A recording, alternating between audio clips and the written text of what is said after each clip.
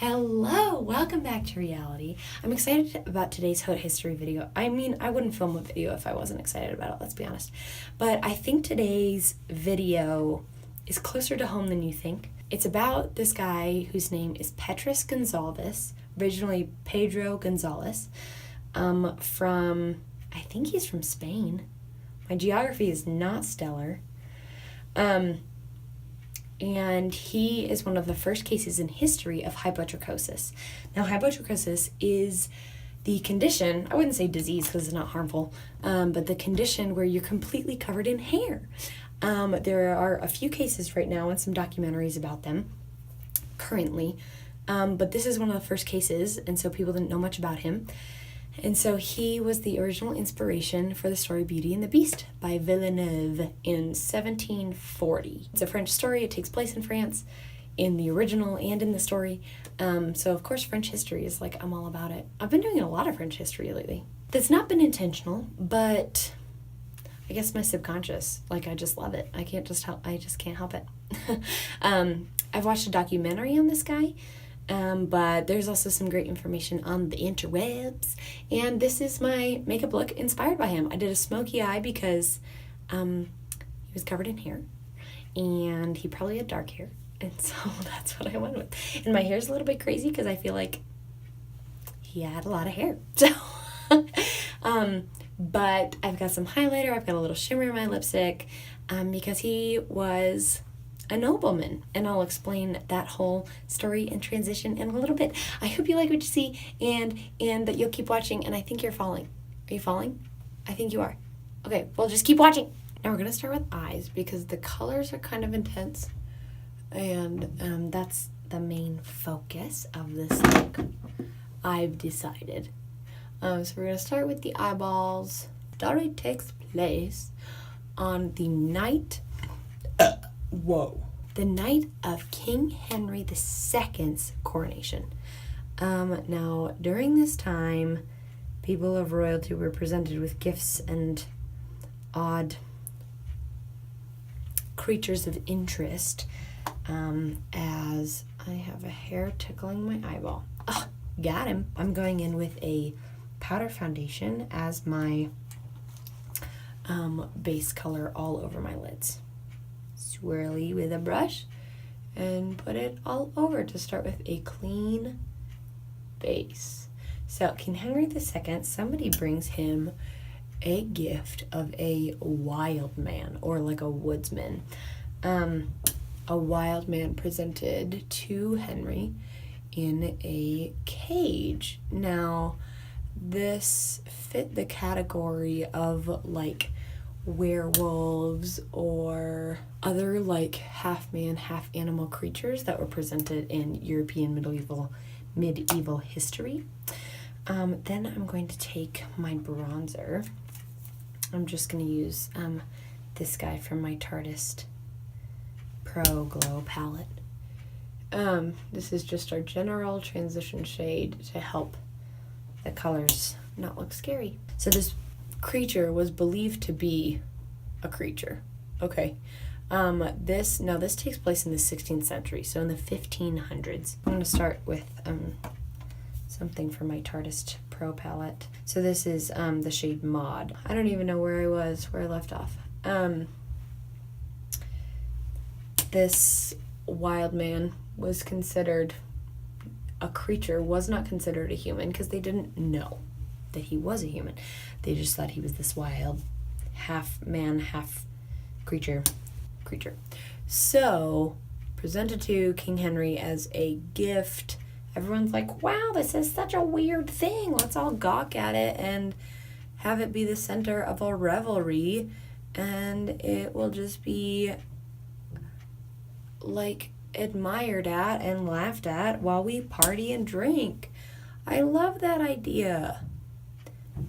Verbatim, that's what they said. No, just kidding. So there were rumors about these creatures in medieval history that at night they became totally wild, uncontrollable, children-eating types of creatures that couldn't be trusted and were dangerous. And what else? What else does this say here? believed to become ferocious at night, even stealing and eating children alive. So people were very excited that there was one of these creatures in King Henry's court. They were all like, what the heck? No way. We've heard about these our whole lives, but now there's actually one here, and this is crazy. And he's going to eat all of our children, even though we're really just intrigued. So this guy, Petrus Gonsalves, he was put under like a lot of scrutiny by physicians and doctors and scientists to determine like what was really going on in his body and brain. They determined that, I'm just cleaning up this edge here because I always blend too far in. Now I'm just going in with like a chocolate brown all over the lid. And this is where I was gonna use this. I might still try. Blend it out with my finger. I think that works best. So I'm just gonna draw it as close to my lash line as possible. And then blend it with my finger.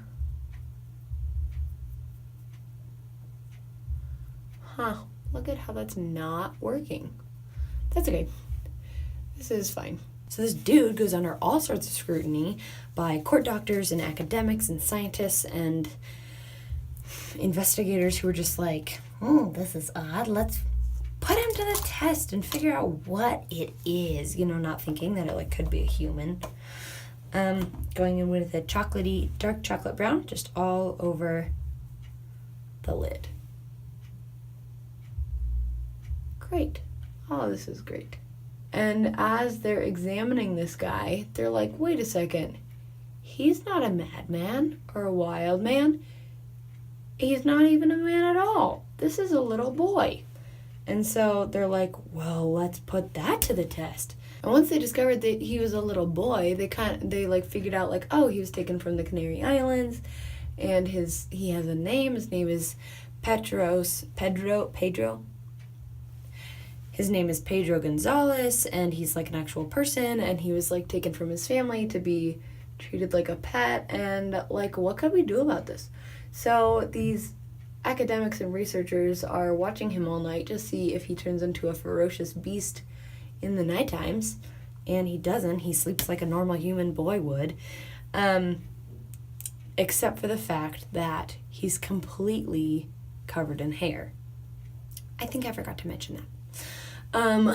So he's head to toe just covered in hair. And so that was nothing they'd seen before. They didn't know about like certain conditions and situations where that's like, like we can watch documentaries about that stuff now, but they weren't able to then, obviously. And so they're like, well, what would happen if we like treat him like a normal boy? Like, what would happen? So they changed his name, Pedro Gonsalves, to a Latin Petrus Gonsalves, and they put him in school. And they not necessarily treat him like a normal boy, but they educate him.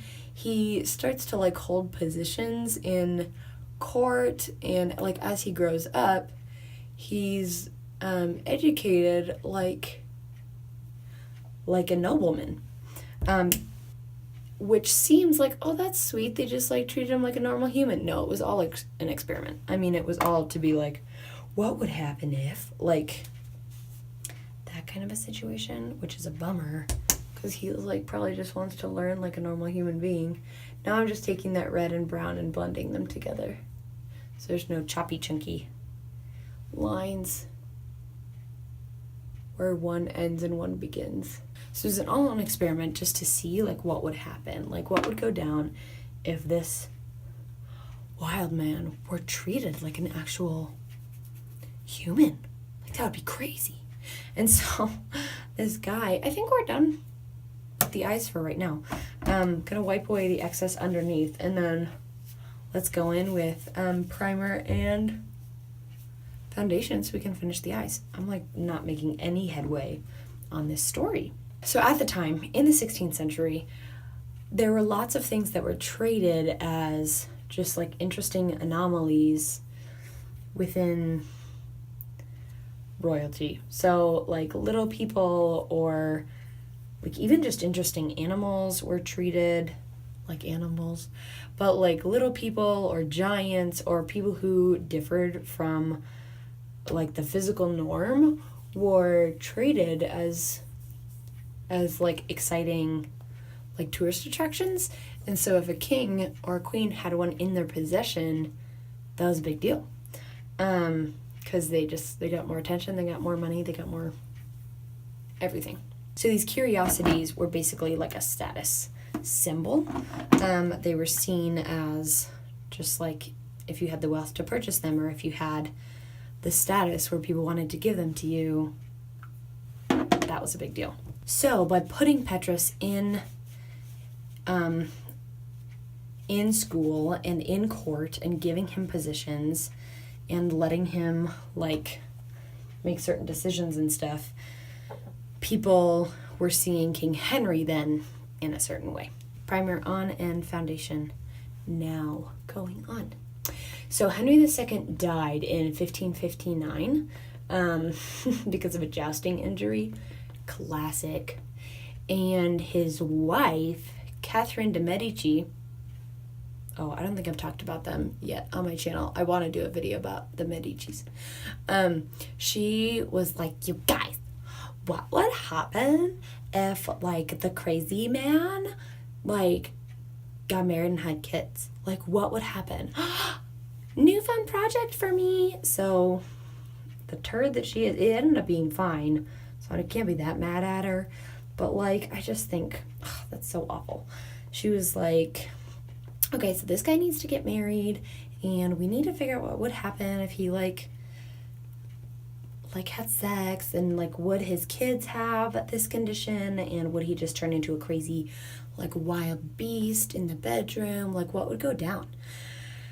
So she works out a deal with somebody. Oh, and another thing that she was thinking about was, like, oh my gosh, how much more popular and how much more attention would we get if we had multiple wild men in our possession? So she's like, could we make more of these guys? Like, if he had kids, would they be the same? And so, like, she's not thinking about his well-being.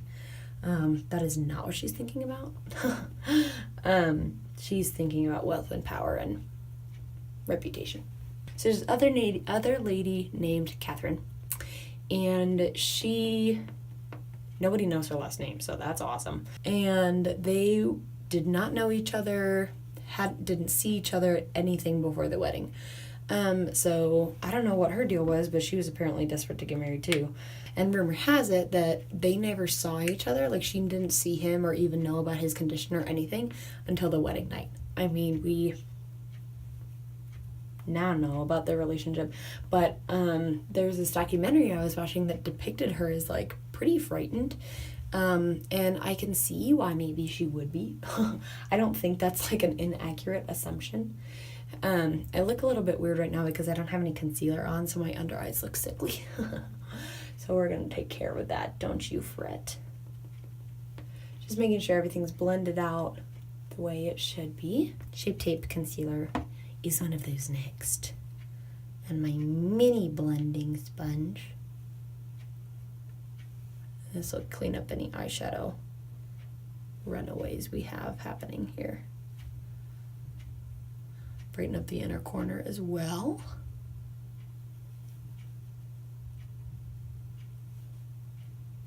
And apparently on the wedding night, Petrus didn't force anything on his then wife. He understood why maybe she was frightened, and this is all depicted in this documentary. But they were being watched. So, like, in those days, people watched the consummation of the marriage to make sure everything went smoothly. But in this case, they wanted to see if Petrus would turn into a wild man. And apparently, like, nothing crazy happened. Like, I don't even know if they actually consummated anything because she was probably pretty freaked out. And he was a pretty good man. And so they were probably disappointed in their studies, but I think that says a lot about his character. He was just like, okay, that's cool, like, take your time. I'm just setting all this stuff with powder now. Got to take care of these brows. I'm a little bit worn too, so my foundation isn't quite sure what's going on. Okay, I need to brush through my brows before we do anything else. I no longer have that eyebrow pencil, if you guys have been watching my last few videos. So we're just going to brush through them efficiently and maybe put some brown shadow through them. Yeah, let's try that. Pointy brush, brown shadow. I'm actually going to use the same color that's on my eyelids. You guys might not be able to do this, but that's okay. Just to darken them. So, wedding night takes place, nothing crazy happens. The academics and scientists and doctors are all a little bit disappointed because they thought he would go crazy and turn into the wild man they all thought he'd been the whole time. By the way, Petrus was about, we think in his 20s, mid-20s, when he got married. Brows are as good as they will get for now. Where are we in the story? And they went on to have 7 children together. We're going to bronze and highlight. That's what's next. Catherine and Petrus went on to have 7 kids. I will put blush on, but we're going to do a little bit of bronzer first just to create some dimension in the face. It's not just one-dimensional. Cheekbones, you know, that kind of thing. The things I always do. So they went on to have 7 children, and it's believed that 4 of the 7 had hypotrichosis. Now, so it's not, so there are 3 kids in there that didn't have it, that looked like perfectly normal, follically proportioned humans. And there are lots of portraits painted of this family, but not of all the kids put together. So because this family is seen as an anomaly, the family portraits that we have today are of just the kids with hypotrichosis. Like, we don't see portraits of the other kids because they weren't seen as, like, worth extra attention, which is interesting. Catherine and Petrus went on to, like, tour and kind of have a normal life of Europe, like tour Europe and kind of have a normal life. Ooh, blush first. Whoa, that was close. I wanted to do something clever with blush with like a dark burgundy lipstick, but I don't think that's gonna happen. I just don't think I am feeling clever enough right now. So I'm just taking a very neutral shade of blush that's not going to contrast the burgundy. It's a little more than just the bronzer. I like this brown and red together. Go team. And we can do a little bit of a highlighter, just a little glow. Again, just to help with the dimension in the face, but nothing crazy. We're not going like regal glam like we have with some other ones. And I do want to put some highlighter under my brow bone and in my inner corner. We have not finished the eyes yet though, so don't get worried. We're okay. Really have pretty uneventful lives, which is good in their case that they were kind of left alone. Biggest downside was they were still seen as possessions. So their kids, a couple of their girls were seen as like playthings, so like given away to like mistresses and like other. I got foundation in my hair, that's what I'm doing. I'm brushing it out with my little eyebrow brush. So they were seen as playthings because they were all seen as just like creatures. They weren't actually seen as like free humans. So bummer that a lot of the kids like didn't have normal lives. Oh, we have to finish the eyes. Oh my gracious. That was close. I'm gonna take some of this and I don't know if I'm gonna go in the waterline, but gonna line definitely, and then we're gonna blend it so it's a little bit smoky.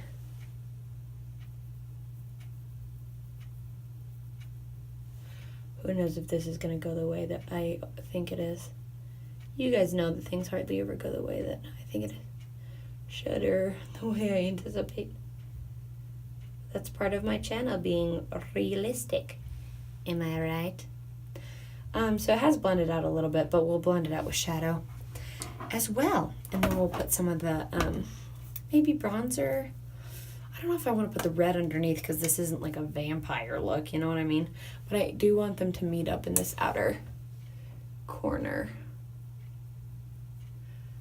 Nothing crazy with eyeliner in terms of like a wing or a sharp line or anything like that. But we do want it smoky and a little bit scrappy. Nice, good smoke factor. I should probably put some on my like waterline. It looks a little bit funny without it, doesn't it? I think it does. Okay, going on to do the second eye. It's interesting because a lot of the family's portraits were, they're wearing formal wear because they're a noble family, but it's also meant to contrast their like wild appearance. So even the like things that were supposed to honor them were also still like, look at these freaks, you know, like none of it was actually probably that great. Like they probably didn't feel like super encouraged and built up all the time. One article I was reading was said that this is an interesting situation because the Gonsalves family was like neither captured nor free.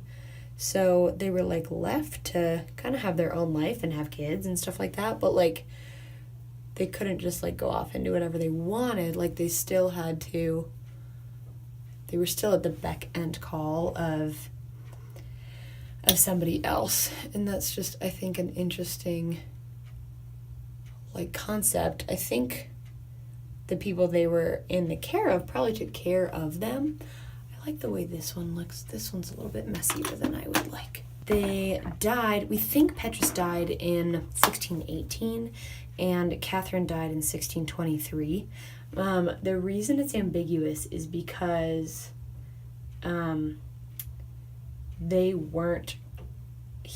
Petrus wasn't really ever given the chance to like be seen as a human.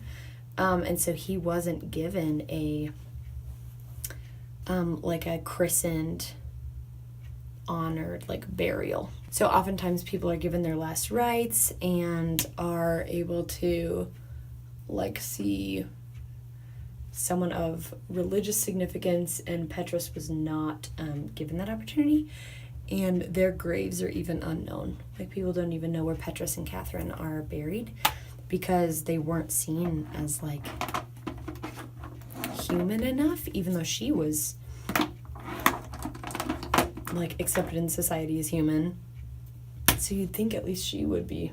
I'm putting a little more highlighter on because I'm me and I can't help it. But he still to the end was not given like the opportunity to have like a normal Christian burial and funeral. It says that he's not considered a human being worthy enough of a Christian burial, and therefore his death was not recorded. And that's also why we don't really know how old he was, because we don't know his birthday, because he was just kiped from another country. And we also don't know when he died, because they didn't think him worthy of like a burial, which is kind of crazy. Okay, eyes are finished. For the lips, I'm going to combine this like super glittery lipstick with a matte lipstick. So this glitter one does dry down transfer proof, but I want it to be mostly matte, but because they were still noblemen, I want it to be a little bit fancy. You know what I'm saying? So I'm using Tarte Quick Dry Matte Lip Paint in the color Exposed. Okay, I had to remove some lipstick, but that also removed foundation. Nailed it! It's not totally proven that Villeneuve's Beauty and the Beast is based on Petrus Gonsalves, but there's some good evidence that points in that direction. Also, so there aren't a ton of like super exciting things about this guy's story itself, except for the fact that, you know, he inspired like one of the most famous fairy tales in all of history.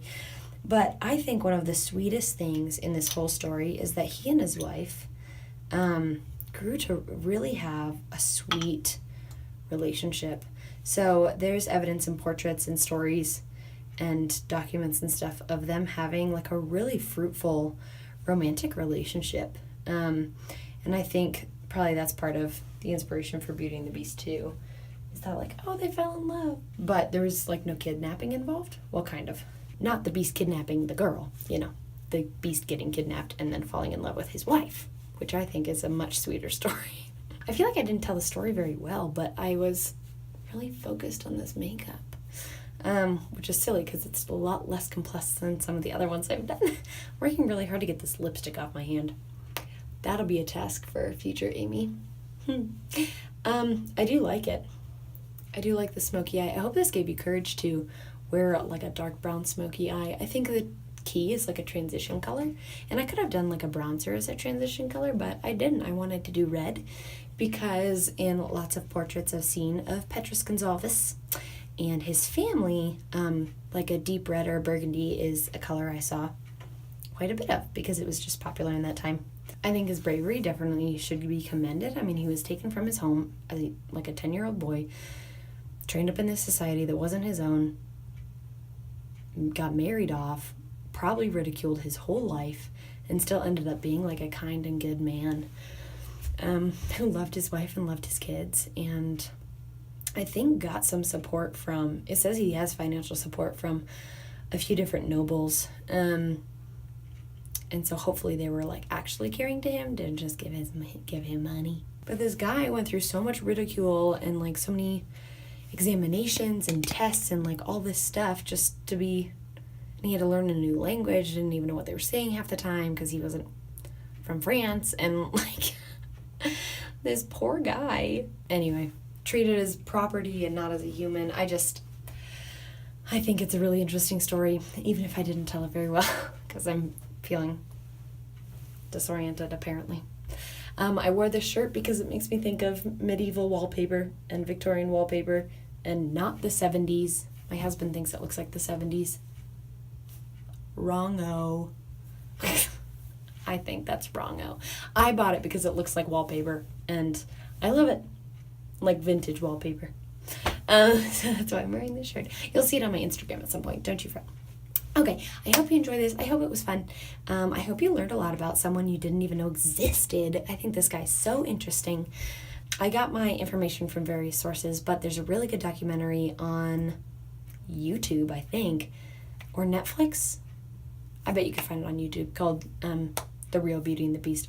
I forgot to put on mascara. Oh my gosh, look at me. Always forgetting to put on mascara. So yeah, I hope that this was, hang on, we gotta get the finished look here. I hope you enjoyed this, and I hope it was encouraging to you to wear some things that maybe you wouldn't think to put together. Okay, bye. Keep it real.